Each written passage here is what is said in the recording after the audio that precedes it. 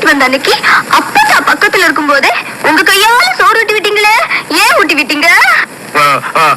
அது பசி மயக்கத்துல கிடக்குறேன்னு பாவம் இறக்கப்பட்டு ஒரு குழந்தைக்கு விட்டு மாதிரி ஊட்டி விட்டேன். அது தப்பா? இன்னொரு நாள் ஏதோ தெரிஞ்சு தெரியாம அறிஞ்சு அறியாம அப்படி ஒரு மீனை பொரிச்சு வச்சேன். அதுல ஒரு துண்டு கூட மிச்சம் வைக்காம எல்லாத்தையும் சாப்பிட்டுப்பட்டு இப்படி ஒரு மீனை என் வாழ்க்கையிலே நான் சாப்பிட்டதில்ல. இப்படி தினமும் சாப்பிட்டா உடம்பு கிண்ண இருக்கும். இந்த மதில கூட குத்தி உடைச்சுக்கலாம்னு சொன்னீங்களே, ஏன் சொன்னீங்க?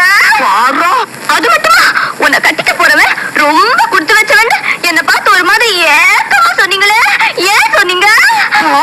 அதெல்லாம் போட்டோம்.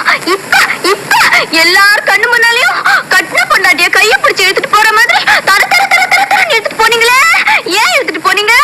இப்படி செய்யறதெல்லாம் செஞ்சு ஒரு பொண்ணு மனசுல ஆசையை வளர்த்துட்டு உன்னை தொட்டேனா உன்னை பார்த்தேனாங்கிறீங்களே. தொட்டா தேனாக்கும் பார்த்தா தேனாக்கும். நீங்க சொன்ன ஒவ்வொரு வார்த்தையும்